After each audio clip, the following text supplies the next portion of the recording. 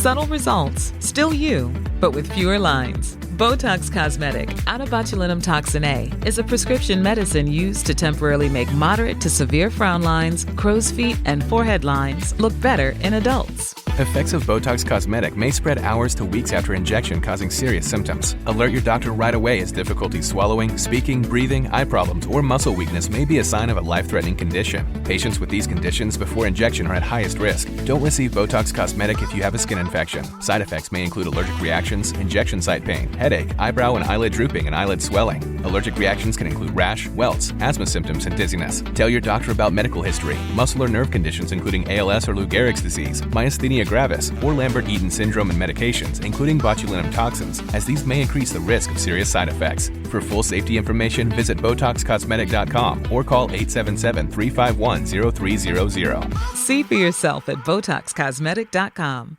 This episode is brought to you by Factor. Optimize your nutrition this year with Factor, America's #1 ready-to-eat meal service. Factor's fresh, never frozen meals are dietitian approved, ready to eat in just 2 minutes. Choose from 40 weekly options across 8 dietary preferences like Calorie Smart, Protein Plus, and Keto. Eat smarter at factormeals.com/listen50 and use code LISTEN50 for 50% off plus free shipping on your first box. Factormeals.com/listen50, code LISTEN50. T's and C's apply. When I called up Will Guisbond, I wanted to know if passengers flying in or out of Newark Airport these days would notice anything different. I think the biggest thing that you're probably going to notice are a lot more delays. Will writes for the Air Current, and he covers air traffic control. If you've paid attention to the news at all lately, I know that there have been a lot of staffing and equipment issues at Newark that have really constrained the airport's ability to operate. United Airlines executives are trying to reassure their customers it is safe to fly at Newark as widespread cancellations and air traffic control issues spark concerns. Air traffic control screens have gone dark multiple times in the past 2 weeks. Now the FAA is asking airlines to cut down on flights to reduce delays. The airport is so short on air traffic control staffing. Flights again were delayed this morning, according to the FAA. Newark, for anyone who kind of is following aviation, is historically a chronically delayed airport. That's not new. But when you start to add in radar outages and telecommunications issues and air traffic controller staffing constraints, it really becomes a mess, frankly. And for folks flying through the airport, that means your flight might be delayed, your flight might be canceled, your flight might leave the gate, and you might sit there taxiing to the runway for hours to only return to the gate. So things are in flux right now, for sure. Then there's what passengers don't see. You know, you've got this confluence of really interesting issues, some that are unique to Newark, some that are happening across the country. So an air traffic controller staffing crisis, right? Just not enough people to work the scopes. Equipment issues, which is kind of twofold. One, we've got some unique equipment considerations in Newark. We've also got just the kind of crumbling infrastructure, the national airspace system that we've seen in the news lately. Air traffic control systems that really just are not up to date with 21st century technology. And all of this comes together for the folks behind the scenes. It makes their job a lot harder. On Monday, there were delays to and from Newark of up to 7 hours. Last Friday, the air traffic control facility that controls the airport had a brief radar outage. And that followed an outage in April where radar and some radio communications were lost for almost 30 seconds. None of that surprised Will, because it's all happened before. Today on the show, Newark is an outlier, yes, but it's also a poster child for everything that's wrong with our aviation system right now. I'm Lizzie O'Leary, and you're listening to What Next TBD, a show about technology, power, and how the future will be determined. Stick around.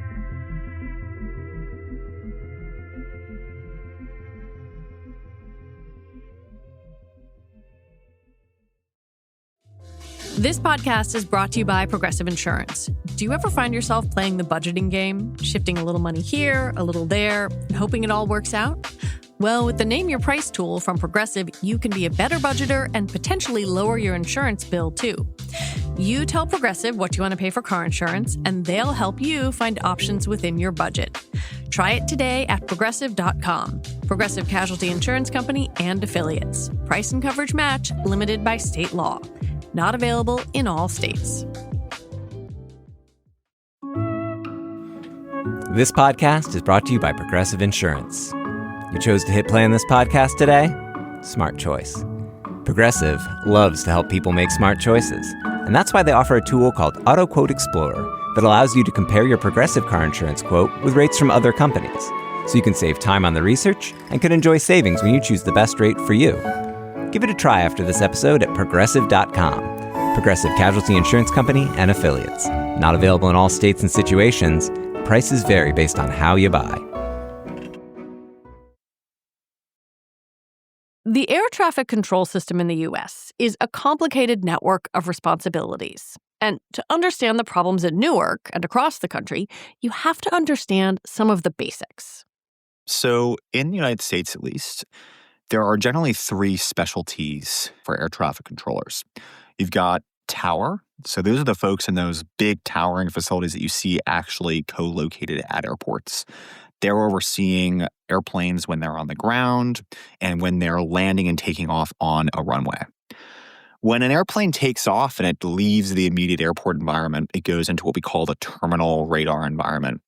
And these are kind of the on and off ramps to the sky. So this is when an airplane is climbing up to its cruise altitude, or conversely, it's starting to descend into an airport. So that's when you're putting your seatbelt back on, you're putting your tray table back up.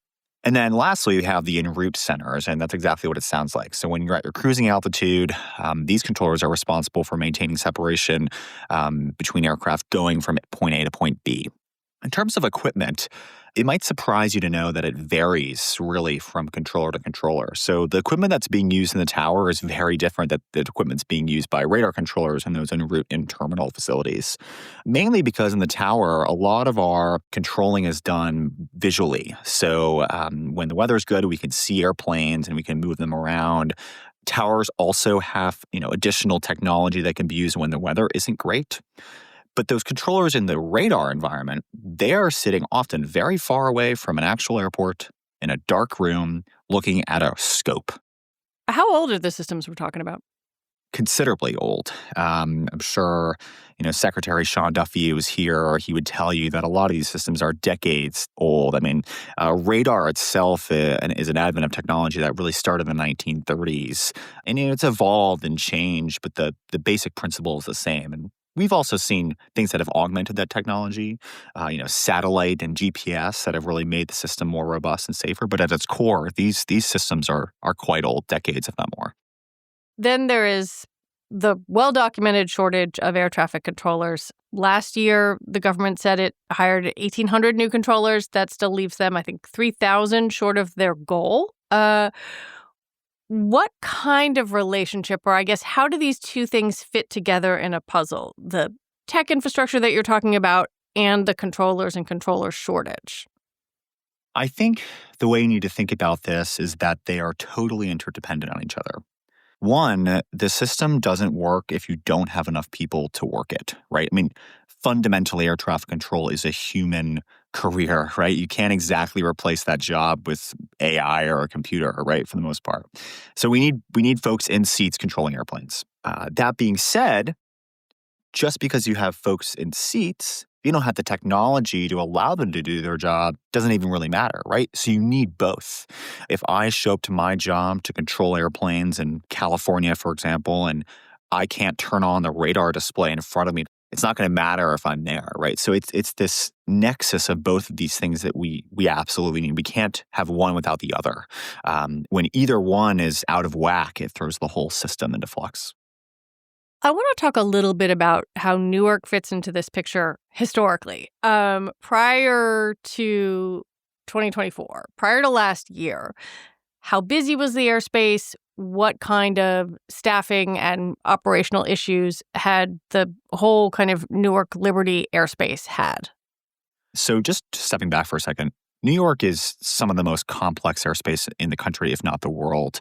You've got 3 enormous international gateways, John F. Kennedy, Airport on Long Island, LaGuardia Airport, and then also, obviously Newark Airport in Jersey, in addition to a couple other business aviation airports, as well as airports like White Plains and Stewart, which are a little further north of the city. So the confluence of all these things is just a really jam-packed airspace, some of the most competitive airspace in the world, too. It's incredibly busy.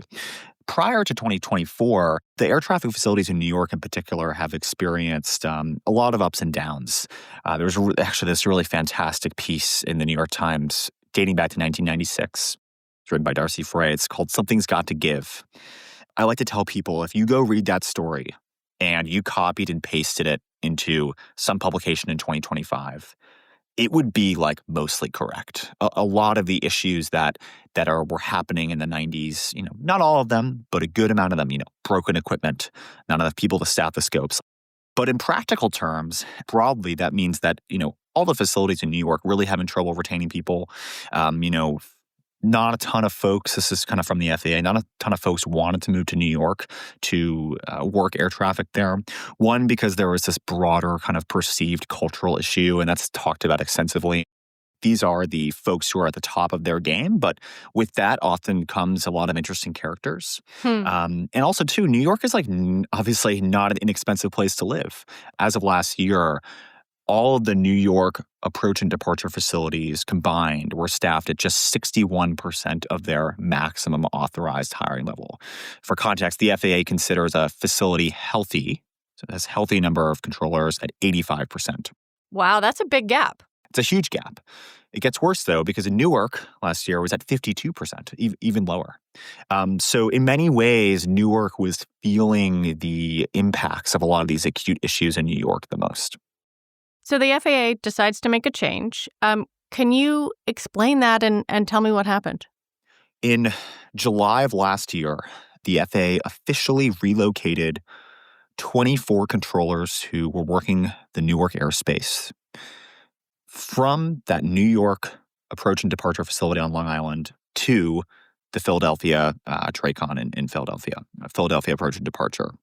And the reason why they did this, it's very complicated, but the kind of overarching theory here is that they were trying to just change up the deck of cards. The FAA had tried so many things to fix staffing in New York. They had tried to offer financial incentives.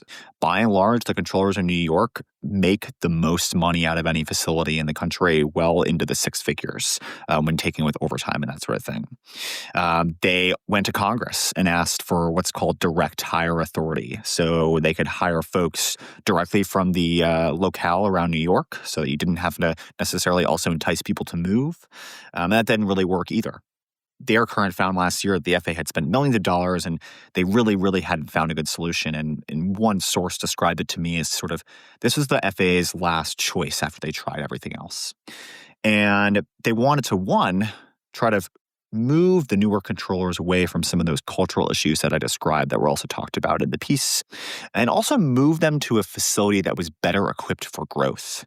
And so the idea was if you move them to Philly, there might be more interest there. And also, the Philadelphia facility had just received, millions of dollars in equipment upgrades, and also kind of small things. It had more physical space to allow for more controllers. So when you think about all this, the idea was maybe we could start over and create a healthy pipeline of trainees who would come into Philly and do better there. And last year, that plan went into effect. This has been years in the making here. This is something that's been discussed in air traffic circles for a while. Okay, so here we are. It's May of 2025. You've been reporting on this for a while. I was struck by the fact that you reported on 3 separate radar failures at Newark last summer. So can we connect the dots that the issues we're seeing at Newark now are because of the Philadelphia switch, or is it because Newark has always been an issue, or some combination of the two?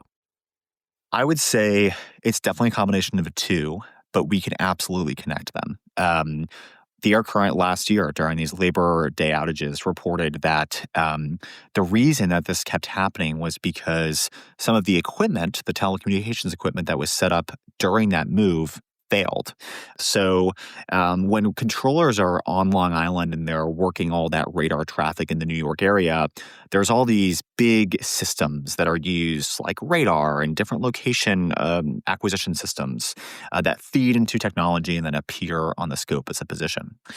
So effectively what the FAA did was, instead of relocate that equipment from the New York area to the Philadelphia area, at least for the Newark folks, which would have been very expensive, takes a lot of time, they effectively just plugged in, if you're familiar with how a TV works, they plugged in an HDMI cord into that equipment and ran it all the way to Philly and plugged it into Philly. So they just mirrored it. Effectively, yes. It's literally called a mirrored feed. And so a lot of the issues that we were seeing last year were when these mirrored feeds would go down, and it was effectively like, I don't know if you've ever tried to watch Netflix when like everyone in your house is also like gaming or like streaming something or watching YouTube. Like the system literally just couldn't handle all of the traffic. So when we went through these peak traffic periods, the system would shut down. That was what was happening last year. Oh my God. Yeah, it's pretty remarkable, right? And so the FAA told me at the time that they were instituting a couple different fixes. One, which was like an immediate patch to kind of shore up that bandwidth capability. So here we are in May of 2025, and I wouldn't say that the issues happening today are caused by the exact same things, but there are a couple connections, and I can walk you through those if you'd like. Okay, so are they still mirroring the equipment? Or have they actually moved stuff? So it's in progress. Secretary Sean Duffy said last week at the White House that they are trying to complete all of these, one, upgrades to the existing telecommunications infrastructure, and also two, fully relocate everything over by this summer. Again, last year we reported that was going to take 5 years. It's unclear if it's the exact same plan, but this is obviously a huge undertaking that they are trying to kind of do very hastily because we're realizing how difficult the situation has gotten. So I don't want to be alarmist, but I was also really struck by something that Tom Costello, an NBC News aviation correspondent, said on the air. This is a guy who's covered aviation for a pretty long time. That a Newark controller told him, it's not safe, don't fly into Newark. That is a difficult thing to hear as a person who gets on airplanes. But how do you think people should think about Newark and the Newark airspace now? I'll say this. The airspace around Newark is safe. The FAA would not operate flights in and out of that airport if they did not think that it was safe. And they have different mechanisms to do that. Primarily are those delays that I talked about earlier. The reason you're seeing those delays is because the FAA wants to throttle things down to the point where the controllers and the equipment can handle it, right? However, I think that there are real issues here that have been the result of these kind of years-long decision-making processes surrounding, particularly in this case, the move. And that's the unique part about Newark. We need to think about how to properly set up our airspace system for the demand that we're seeing. And by the way, demand is only increasing. It could potentially get worse in some cases if we don't solve it now. So it's safe. I see it as safe. I fly all the time. I fly through the New York area all the time. But also there are real issues that need to be solved. When we come back, the Trump administration says they have a plan to fix air traffic control. So let's talk about it.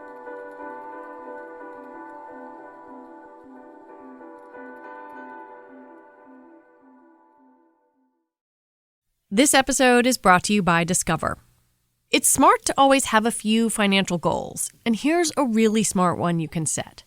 Earning cash back on what you buy every day. With Discover, you can. Get this, Discover automatically matches all the cash back you've earned at the end of your first year. Seriously, all of it. Discover trusts you to make smart decisions. After all, you listen to this show. See terms at discover.com/creditcard.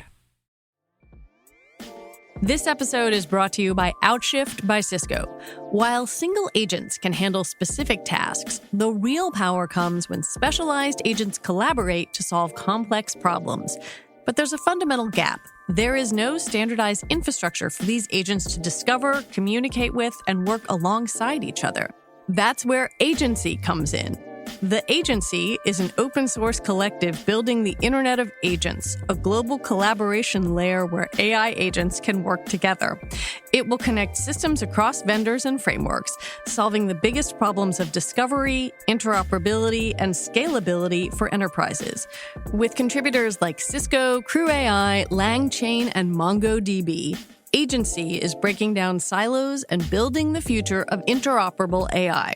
Shape the future of enterprise innovation. Visit agency.org to explore use cases now. That's agntcy.org. This episode is brought to you by Discover.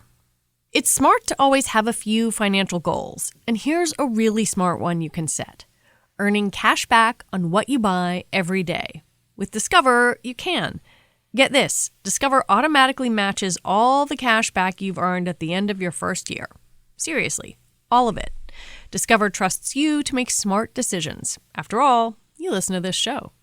See terms at discover.com/creditcard. Well, this, I think, then makes people wonder, is Newark representative of the American air traffic control system? Or maybe a better question is, how representative is it, if at all? Newark is really, it is a unique area. In the same way, it's also unique by the way that it's been failing. It has the one of the higher, training failure rates in the country. 2/3 of folks fail training in the New York area. So, there's all these unique factors about the New York airspace in general. Again, not all airports in the country had their controllers relocated and equipment moved and so on. And I talk to folks in the air traffic control world, these days nearly every day, who tell me oh, that's just not how it's done elsewhere, right? There's really unique aspects to Newark. So that's really important to understand. Conventional wisdom would suggest you look elsewhere and you're wow, are we going to see other Newarks? Personally, I do not think that we will. That being said, the national airspace system, there are real cracks showing in our equipment and broader staffing of facilities and how controllers are filling those roles. This has been well publicized. Yeah, I'm looking at a GAO report from last year saying the assessment determined that of FAA's 138 systems, 51 were unsustainable and 54 were potentially unsustainable. That doesn't seem great. It's not. Absolutely. And I think that GAO report, I remember specifically covering it. I think it confirmed what a lot of folks who had been in the aviation world had been saying for a long time, which is hey, this is a real issue and we need to do something about this. So last week, the Transportation Secretary, Sean Duffy, announced this plan to modernize the air traffic control system. What is in it? I would call it more of a proposed blueprint. I think it's really important to understand that they have not secured any money for this initiative yet. There's strong backing from industry and also from lawmakers, but the real caveat here is they've got to get it through Congress. And as we all know, that can often be a very complicated process. But there's tons in it. I mean, tons. Just kind of rattling off a few statistics here. They're looking to add 4,000 high-speed network connections, 25,000 new radios to enable voice over IP technology so you can have clearer voice communications between pilots and controllers, technology that better allows controllers to monitor aircraft on the ground, which is actually where a lot of incidents happen. Those stories where airplanes are clipping wings or there's runway incursions and so on. And then also replacement of the actual buildings and facilities. I mean, some of these buildings that air traffic controllers work in are 60 years old and they're way past their usable lifespan. So tons in here. It is a colossal plan. But also, haven't we just been through literal years of discussion of FAA modernization? I mean, the last time I was covering regulatory policy in Washington was 2013, but they were talking about the next-gen air traffic control system then. Yeah, so next gen, started in the early 2000s, was kind of heralded as effectively the same kind of initiative that we're talking about today, right, to your point.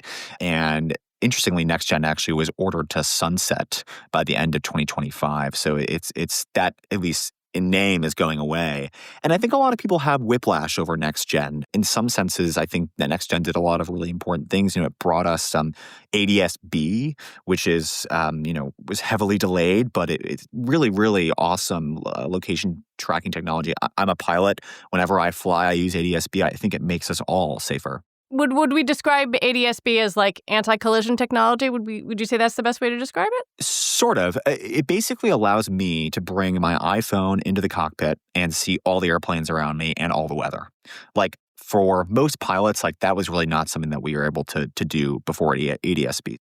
I think that there are real systemic blockers to how the agency's financial system is set up. So they are always subject to things like government shutdowns and lapses in funding. Also, the FAA spends most of its budget allocated for it's called facilities and equipment. I would say 90% of that is used towards sustaining a lot of this old equipment, as opposed to trying to invest in new equipment, right? And so there's this challenging nexus of like, how do I keep the system up and running, also invest in a new system while, having finite resources. And to Secretary Duffy's credit, this is, I think, where he's trying to think outside the box, which is ask for all the money up front and also try to do it in a really short period of time. He's planning to do all those things I mentioned in 3 to 4 years, which, if you talk to anyone in aviation is really, really quick, really quick.